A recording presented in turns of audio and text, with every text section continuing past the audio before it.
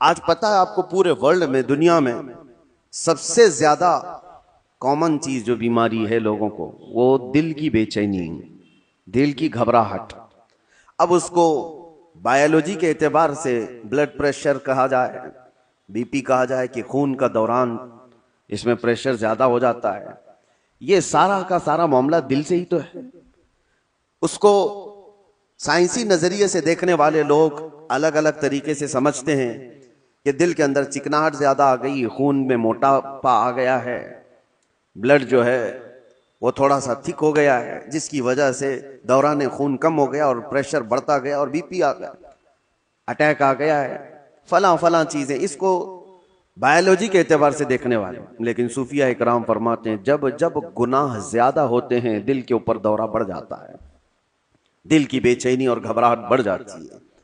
جب کبھی دل کے اندر بے چینی اور گھبراہٹ ہو تو صوفیہ اکرام فرماتے ہیں سب سے پہلے توبہ کرو، توبہ کرو، اللہ کریم کی بارگاہ میں اپنے آنسو بہاؤ، دیکھنا دل تمہارا ہلکا ہو جائے گا۔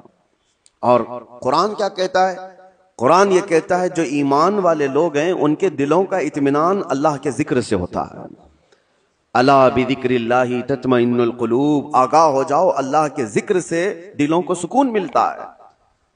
اور یہاں حال یہ ہے کہ جو ایمان والے ہیں وہ مہینوں ہو جاتا ہے اللہ کا ذکر نہیں کرتے، تو پھر دل کو انہوں نے بے چین ہی تو رکھا ہے، دل کو غذا نہیں دی ہے، دل کو ایسی آوارہ چھوڑ رکھا ہے۔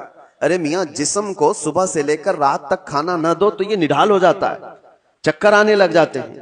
اگر 2-3 دن کھانا نہ دیا جائے تو جسم تو ختم ہی ہو جاتا ہے۔ تو جب جسم کمزور ہوتا ہے بغیر غذا کے تو دل بھی کمزور ہوتا ہے بغیر غذا کے، اور دل کی غذا ہے اللہ کا ذکر۔ اللہ کا ذکر جب جب ہو تو یہ دل کو پاورفل بناتا ہے، دل کے اندر مضبوطی آتی ہے۔ 2 چیزیں خاص کر لیں اپنی زندگی میں، ایک استغفار کثرت سے، استغفر اللہ ربی من کل ذنب واتوب الیہ، بیٹھتے اٹھتے جس وقت بھی ہو استغفار کثرت سے کرو کہ توبہ کرنا ہے۔ نہ جانے ہماری آنکھیں ابھی کیا کر کے آئی ہیں، پتہ نہیں ہمارے ہاتھوں نے کیا کر دیا، ہماری زبان نے کیا کیا، دن بھر کی خطائیں یہ بڑھتی بڑھتی چلی جاتی ہیں۔ اور ایک حدیث یہ بھی ہے کہ جب انسان پیدا ہوتا ہے نا تو اس کا دل بالکل صاف شفاف آئینے کی طرح ہوتا ہے، صاف شفاف ہوتا ہے آئینے کی طرح۔ جب وہ گناہ کرتا ہے تو ایک کالا دھبا اس کے دل پر لگا دیا جاتا ہے، ایک دھبا، پھر دوسرا گناہ کرتا ہے دوسرا دھبا، تیسرا گناہ کرتا ہے تیسرا دھبا، تو یہ دھبے، یہ داغ بڑھتے بڑھتے بڑھتے پھر پورے دل کو کالا کر دیتے ہیں، پورا دل سیاہ ہو جاتا ہے۔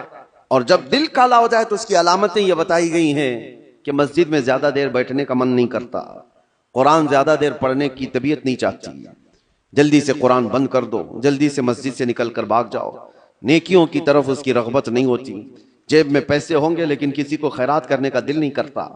تو یہ دل کے کالے ہونے کی علامات ہیں، سیاہ ہونے کی علامات ہیں۔ یہ ایکسرا مشین سے اور سونوگرافی سے معلوم ہونے والی چیزیں نہیں ہیں، یہ اللہ کے نبی صلی اللہ تعالیٰ علیہ وسلم نے بیان فرمایا۔ اب اس کی علاج کی طرف ہمیں توجہ دینی ہے۔ آج دنیا نے ہمارے دلوں کو اپنے رنگین گناہوں سے سیاہ کر ہی دیا ہے۔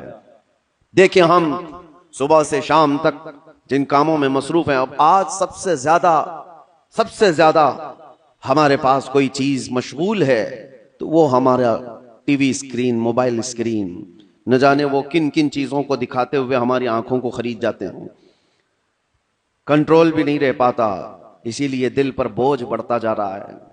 جس کو آپ ٹینشن کہتے ہیں، جس کو آپ لوگ ڈپریشن کہہ رہے ہیں، یہ صرف حادثات کا یا پھر دنیاوی کسی خسارے کا ٹینشن نہیں ہے، یہ دل کا سیاہ پن دماغ پر بوجھ بنا دیتا ہے۔